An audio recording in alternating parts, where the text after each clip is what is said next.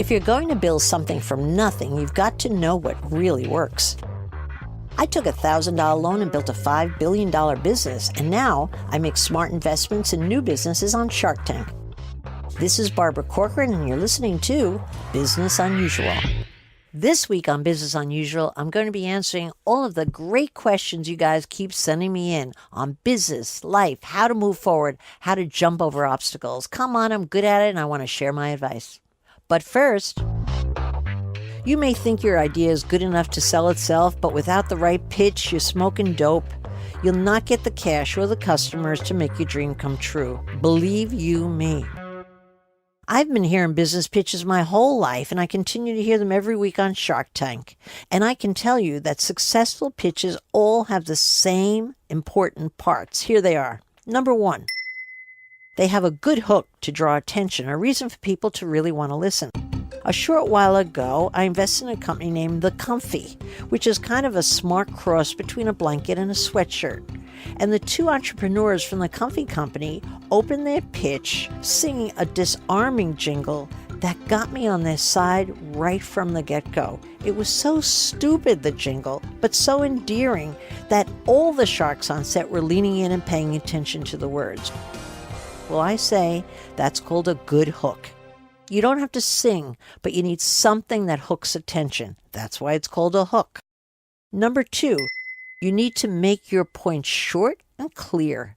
Say what your business is, what it does, and why it's a good idea. That's it. If you can say it in one line only, great. If it takes 2 lines, that's good too. But don't ever use more than 2 lines to describe your business. Let me give you an example. When I met the 2 great entrepreneurs who owned the Pipcorn Company, they were terrific. It was a brother and sister who stood on the Shark Tank set and told us only what we needed to know. They said they had a new product called Pipcorn, which was a small kernel popcorn that was easy to digest for people who couldn't digest regular popcorn. Crystal clear, we all understood what their product was, and they showed us the bag, and they told us what their sales were. None of us had a question. We all wanted to bid right from the get-go. The lesson here? Keep your pitch short. Number 3, you need a good backstory. You need to tell a captivating story behind the birth of your business because everyone wants to hear it.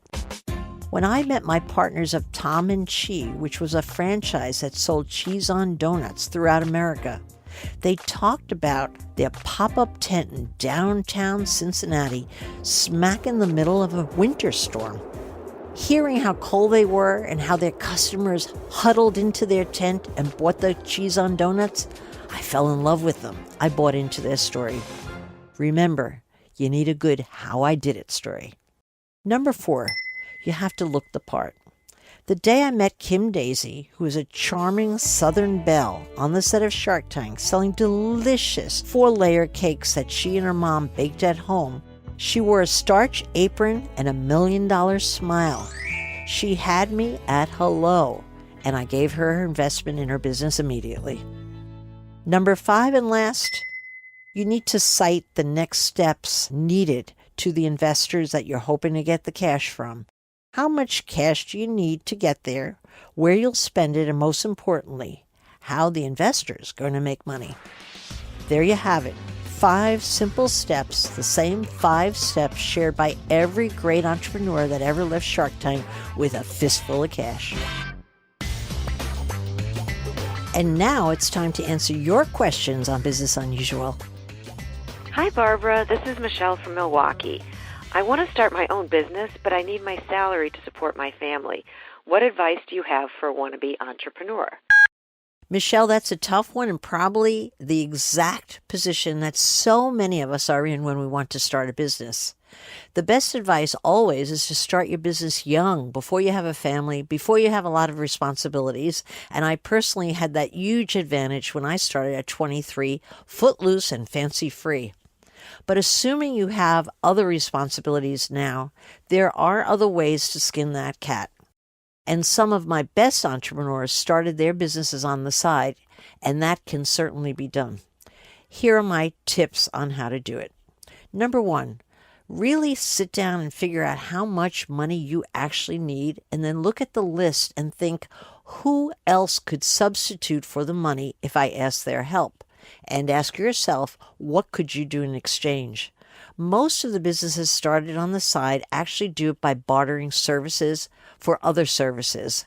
And so you should be looking at the list because you might not need as much money as you think if you could barter your time for someone else's time.